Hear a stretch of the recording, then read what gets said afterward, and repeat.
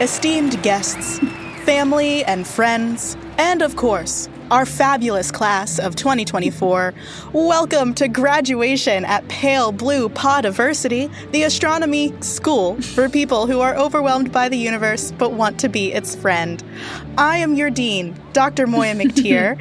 I'm an astrophysicist and a folklorist and a friend to the universe, and today I'm joined by the head of our class. It's me, Corinne Caputo. I'm the head of the class. Yeah, you are.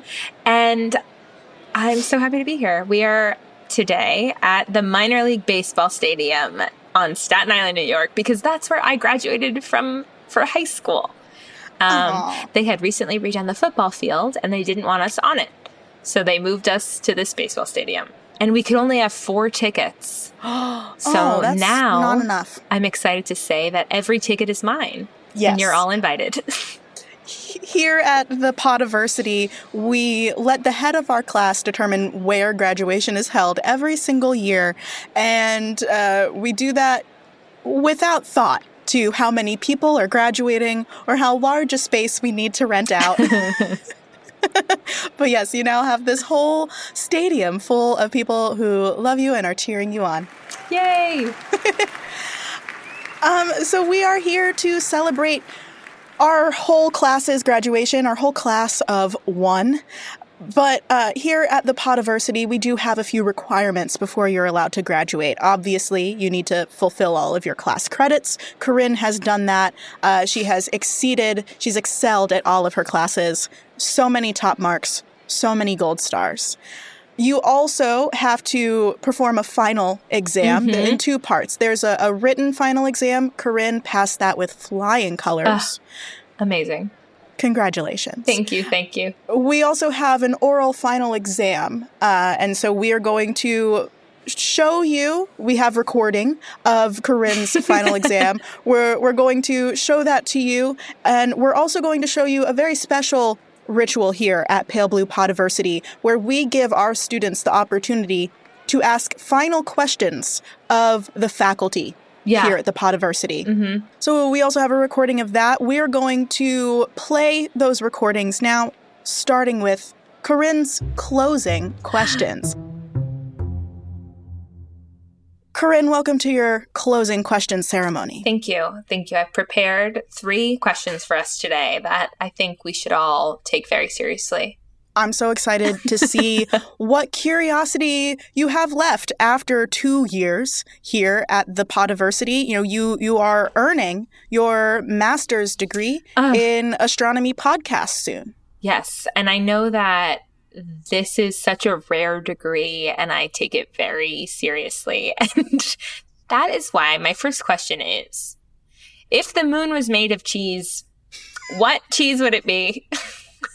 I should have known. I should have anticipated. Let's see. Well, the obvious answer is Swiss cheese, but I think actually that I don't really like Swiss cheese. I don't either. Enough with Swiss cheese. No more. Enough. No more. No more. We don't have to make the moon made of a cheese that already has holes in it. Someone could have carved those holes out. I'm looking for a quite dense cheese. I'm looking for one that has, substance to it so it can hold its structure. You know, one that would be like the foundation of a charcuterie board. I'm thinking a hearty smoked Gouda. Ooh, I love that. Texture, like dimension and flavor. That's a good call. It will hold its shape well, and it has that casing. Yeah. Which is nice. I did take a cheese class last year, and you'd think I would remember a single thing I learned from it, but I didn't. Instead, I remembered the brand of jam that I wanted to buy, which is called like Judy's Jams or something. Oh, I bet Judy makes great jams that goes along with any type of cheese. Yeah, apparently she only makes a few a year, and you gotta order them. Anyway, second question. What would be the first television show that you would show an alien? That's a great question. It would definitely not be anything that depicts an alien. I wouldn't want them to be offended. That's a good point. I hadn't considered that. So I'm not watching Mork and Mindy. I'm not watching Alf. I think I would show them like a travel show. Ooh. I would show them a travel show so they could see all of Earth and the many types of people who live there. Maybe something like Anthony Bourdain. Yeah, that's such a good call. They should get to know our planet. Yeah. The next option is, I don't know, I'm rewatching The Nanny right now. And fun. That would just confuse them, I think. Yep. I would agree with that.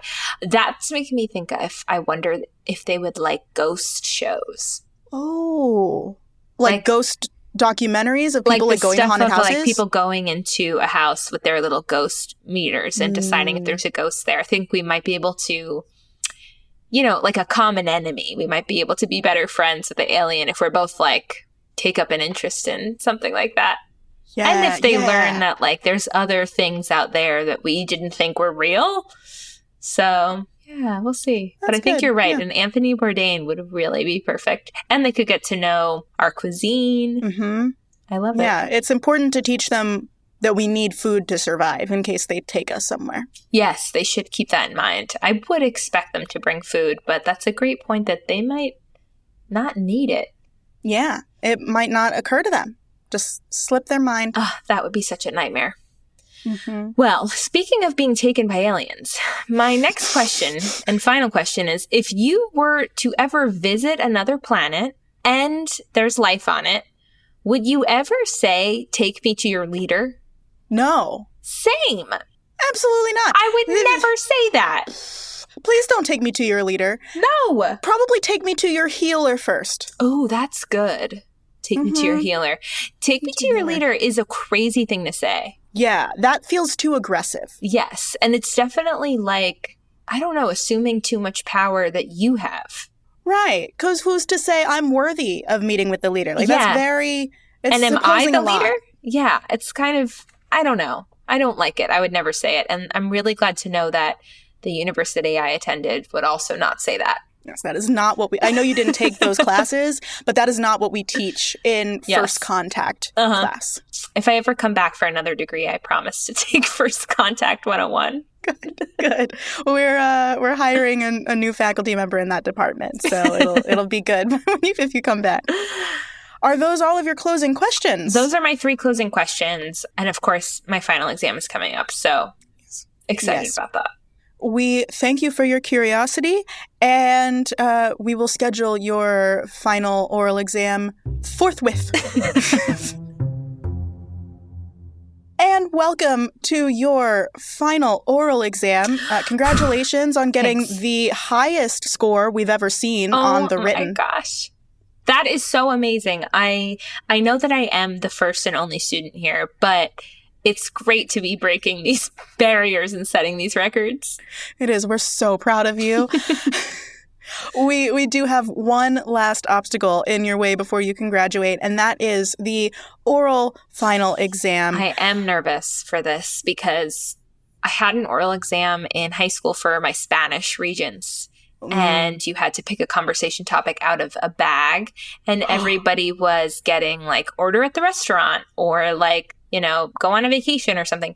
And then my topic was you just witnessed an accident, describe it to the police. No. Which is, you know what? Not one of our vocabulary units. So I panicked and I just leaned really into the drama. And I was like... I just pretended I was crying. I said the man is dead. There's blood everywhere. I was trying to run out the clock. Yeah. And I just kept repeating that over and over. And I did not get full credit. I was like, what did you want me to say? Yeah. I mean, you probably were a very realistic witness to a crime.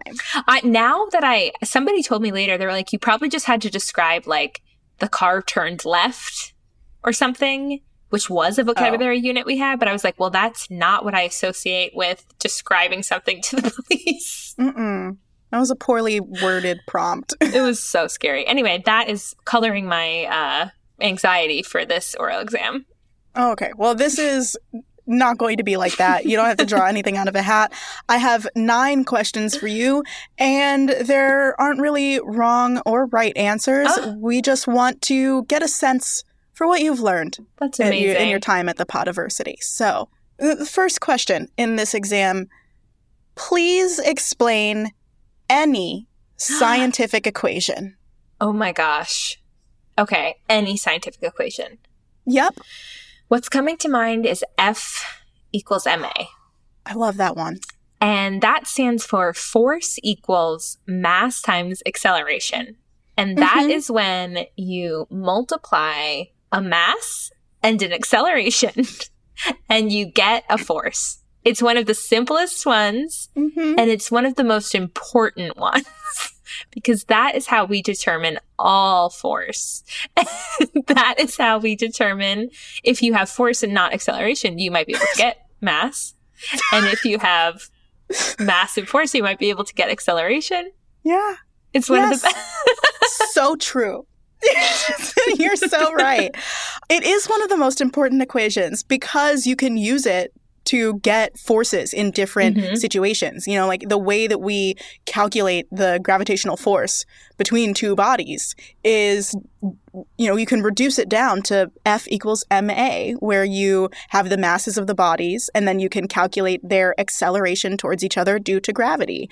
And that same equation I have used as like a starting point so many times on exams when I couldn't remember the actual equation, or sometimes when I was doing a problem and I didn't know what the right units to use were, because like force and energy and pressure, they all have different units, and I would forget which one went with which. And so I would just do the F equals ma and I would find the units for force using that equation. See, it's such a good one. It's such a good one. And I couldn't tell you another. That's all you needed. All right. Corinne, according to the new zodiac dates that we've shifted to in the last couple of decades, you are now a Cancer instead of a Leo. Can you say what changed in space? And should we change astrology with it? Okay, well, this is different. Astrology changed because of, I think, the Earth's tilt. Yes, our wobbling tilt, which we call precession. So the zodiac was like what constellation was in the horizon, right? During those dates? It was what constellation the sun was blocking during those dates. Okay. So it changed because we're not moving perfectly. So eventually it's going to change again, I assume. Yeah, our tilt is wobbling like a top that's about to fall, and we are pointed in a slightly different direction than we were when the original zodiacs were made. And now there is this extra constellation that the sun appears to cover throughout the year. Now, should we change astrology because of it? I think no, because it's not real. So, but it's fun to play with. So I think that we just keep playing the game as it was written originally. Also because you would rather be a lion than a crab? Yeah.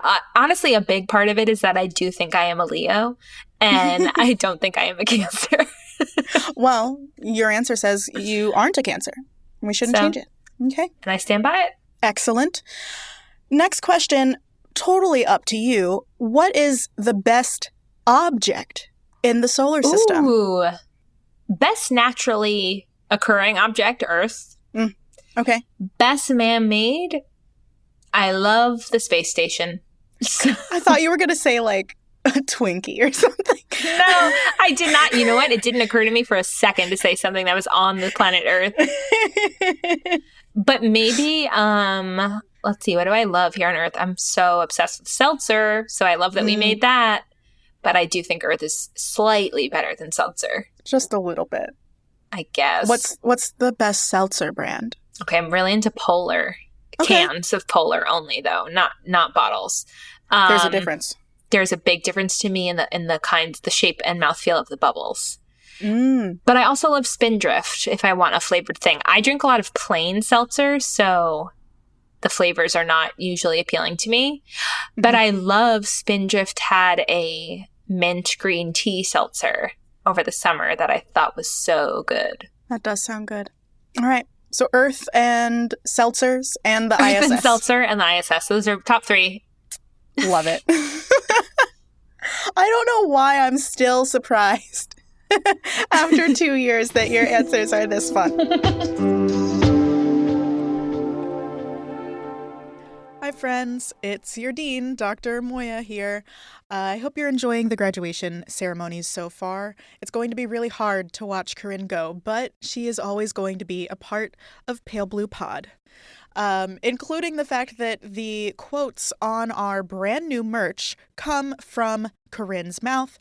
We are currently selling 2 items. One is a t-shirt that says "The moon is for the people," and the other is a crew neck sweatshirt that says "Eat the sun," and it's a big sun that has a chomp taken out of it. I love it. And you can get these just in time for the chilly weather at the link in this show's notes or at palebluepod.com/merch.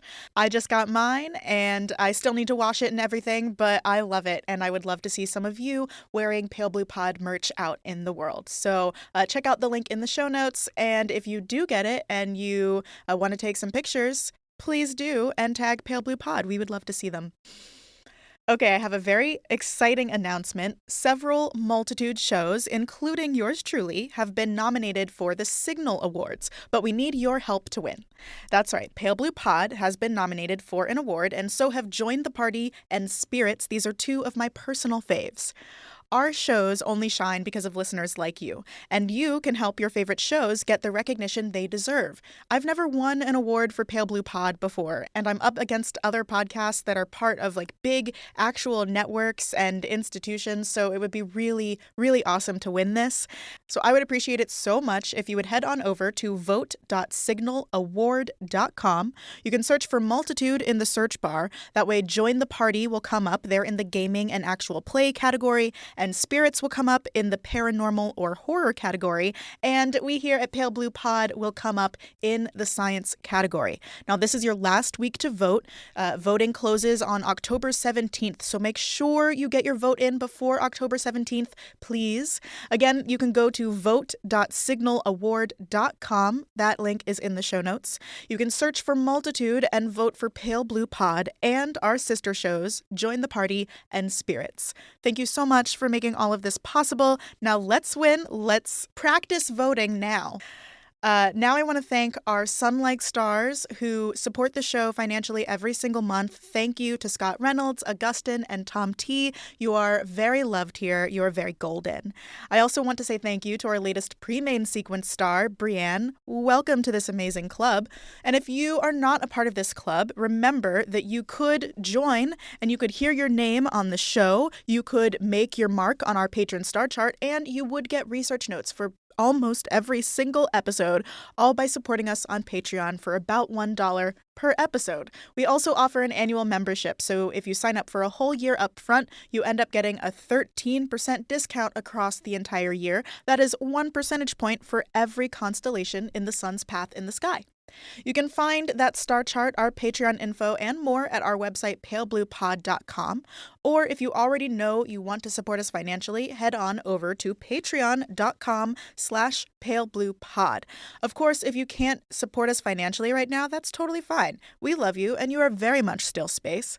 There are other ways that you can support the show and help us grow if that's something you're interested in. You could rate and review the show on whatever app you use, and the very, very best way to help us grow is to take a link to a specific episode and send it to a specific person who hasn't listened to us before.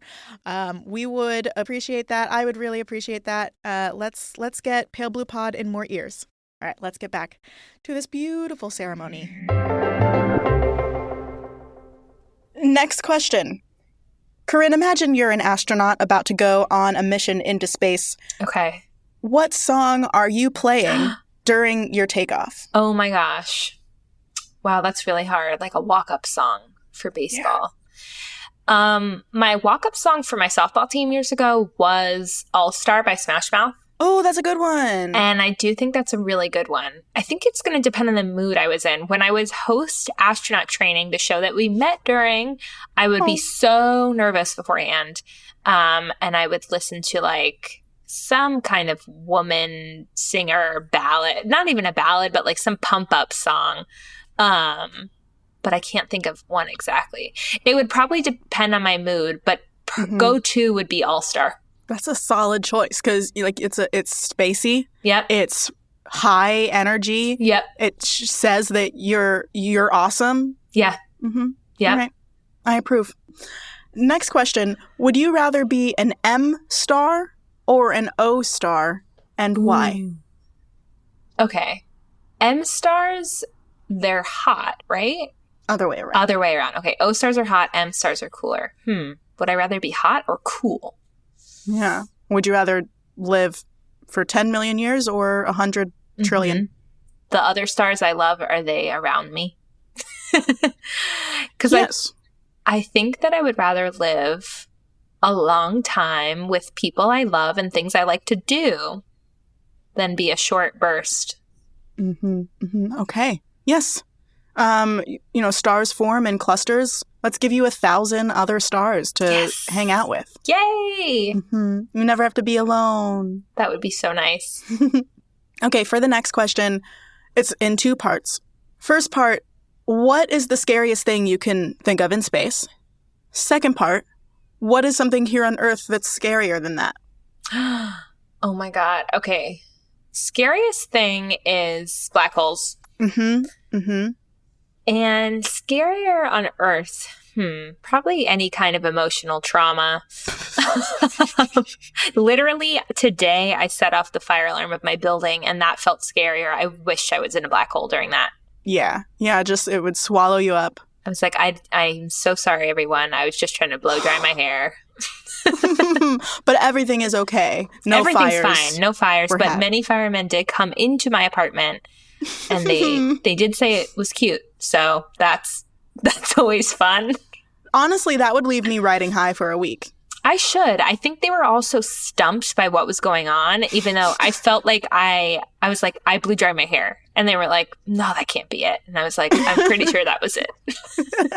I was there. Yeah. And they were like, how long does it take you to do that? And I was like, I don't know, like 25 minutes. And they were like, that long? And I was like, I thought that was pretty short.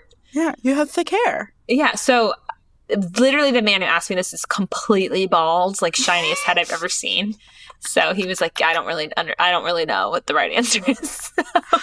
I respect that he knew his shortcomings. He knew where his knowledge gaps were. Luckily, there were only 2 other tenants home, so I didn't disturb as many people as I could have. Either way, that moment, I wished I was in a black hole. Suck me up. Just take me away from here, please. Okay. Next question. Corinne, if you were an exoplanet, how would you want astronomers to discover you? Whoa. I think I would want it to start like they have some clues that something might be there. Like other things are behaving in a way that would indicate there's some gravitational force over there. And then slowly, I would want it to kind of unfold like a great HBO drama where like you start getting all these clues and then finally like somebody cracks the case in the middle of the night and figures out that it's me. And then, there I am. Hi. Okay. So it sounds like you would like to be seen by some, let's say, like amateur astronomers or some astronomy students with the radial velocity method. So your mass is tugging on the stars. But everyone's like, no, we've studied that star a bunch of times. We've never seen it before. It can't be. But no, you're there. And so many people go and look for you. And eventually they find you not with radial velocity, not with transits, but with gravitational microlensing. Yes, exactly. And maybe it starts with like a little kid who's kind of sort of dabbling in astronomy. And they're the one who's like, Dad, you should see this. And then the parents are like, no. And then they grow up and prove that it's right. That's their origin story. Yeah, that's a good little like preview at the beginning of the show, then a flashback. Yes, or flash forward. Okay, I love that you just turned that into a cinematic experience. Okay, this is a bit of a deep question.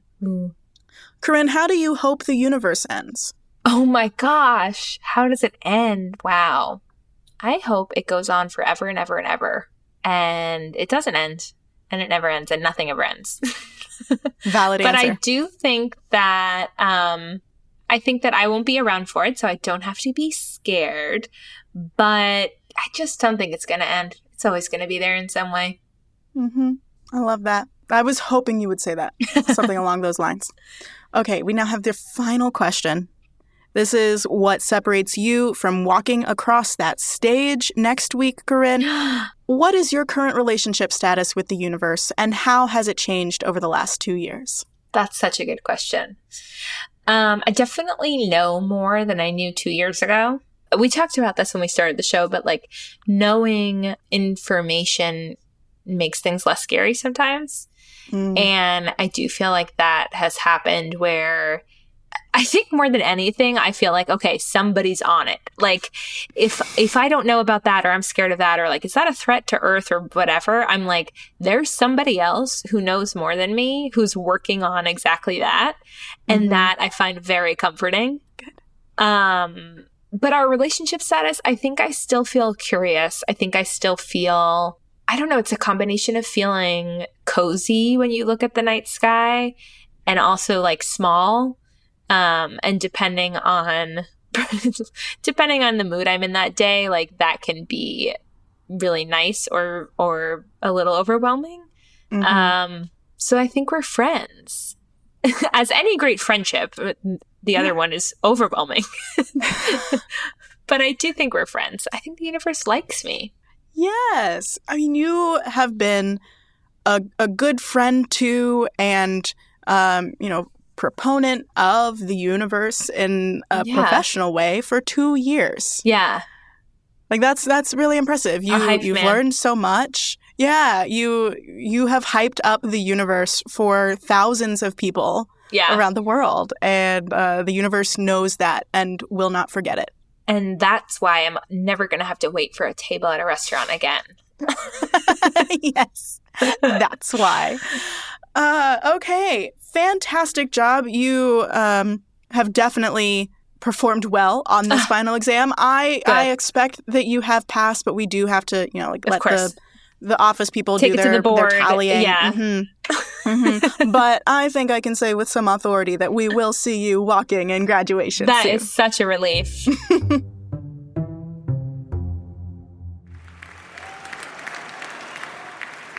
And now it's graduation, and I was totally right. Corinne is here, ready to walk across this stage and deliver her valedictory address. We will now commence with the reading of the names. Every one of our students is going to come up and grab their diploma. So now let's get this process started. We don't want to be here all night. We've only rented the stadium for a little bit. So, Corinne Caputo. Is Corinne Caputo here? I'm coming. All right, well, come up on stage. Shake my hand. Here's your diploma. Thank you. Thank you. Fantastic job. I'm so proud of you, and the stage is yours. Wow. I have always wanted to give a graduation speech, but I never wanted to be valedictorian. I just didn't care enough. But let me get my notes out, okay? Patrons, listeners, space enthusiasts, my brother, Dr. Moiya McTier. Today we gather not under the starry sky, although it is there, but under our time-traveling podcast studio inside of this extra-large baseball stadium. We have spent countless hours, but close to 100, exploring the universe together.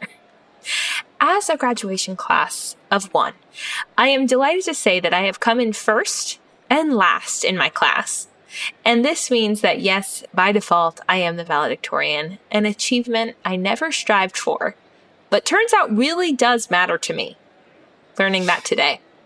So why am I graduating from Pale Blue Pod Aversity? You ask. Well, the answer is I have learned all there is to learn.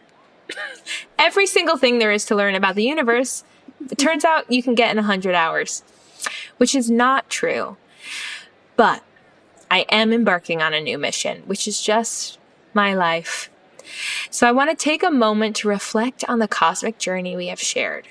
We have traveled to Mars, to medieval times, to the outer edges of our galaxy without ever leaving our seats.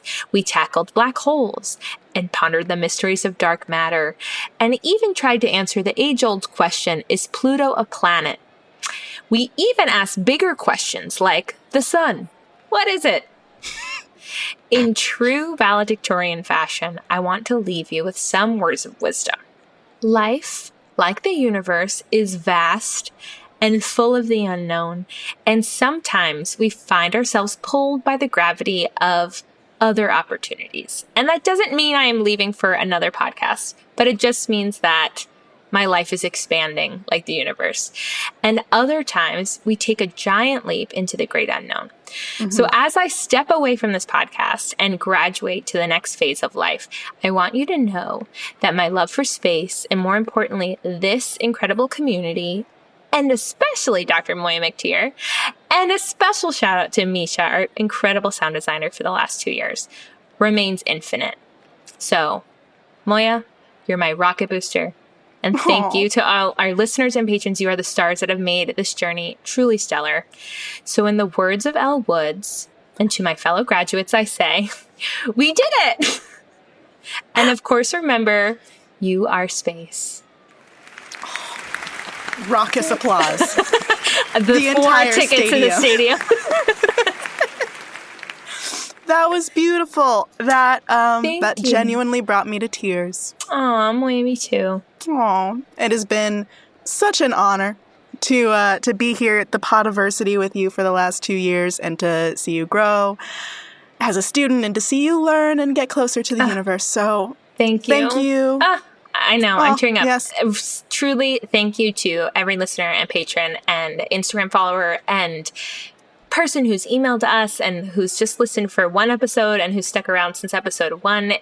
Whether you were passing through or sticking around, it's been so fun to share this with you. And I will never forget when Moiya emailed me and said, do you want to do a podcast together? And it was such an easy yes. Aww. And I will miss you all. And I am confident that I will be back for some movie episode. Don't worry about it.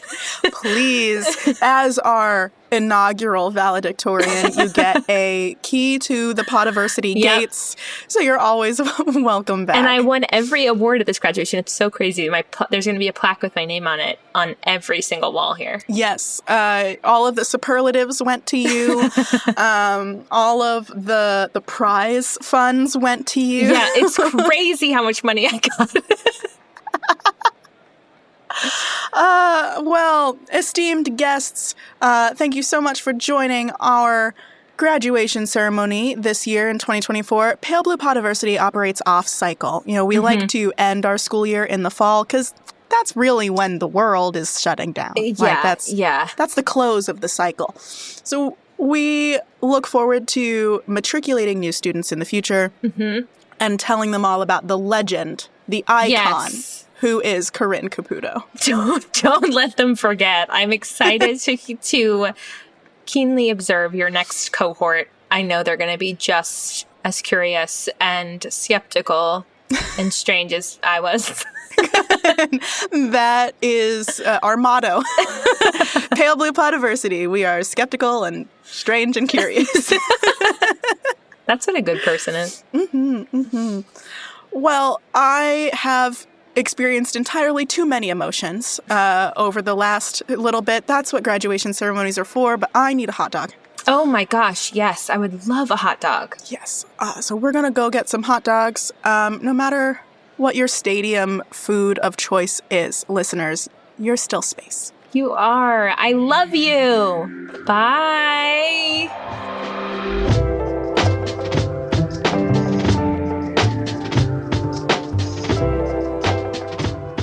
Pale Blue Pod was created by Moiya McTier and Corinne Caputo with help from the Multitude Productions team. Our theme music is by Evan Johnston, and our cover art is by Shay McMullen. Our audio editing is handled by the incomparable Misha Stanton. Stay in touch with us and the universe by following @PaleBluePod on Twitter and Instagram, or check out our website, palebluepod.com. We're a member of Multitude, an independent podcast collective and production studio. If you like Pale Blue Pod, you will love the other shows that live on our website at multitude.productions. If you want to support Pale Blue Pod financially, join our community over at patreon.com/palebluepod. For just about $1 per episode, you get a shout out on one of our shows and access to director's commentary for each episode. The very best way, though, to help Pale Blue Pod grow is to share it with your friends. So send this episode, this link, to one person who you think will like it, and we will appreciate you for forever. Thanks for listening to Pale Blue Pod. You'll hear us again next week. Bye.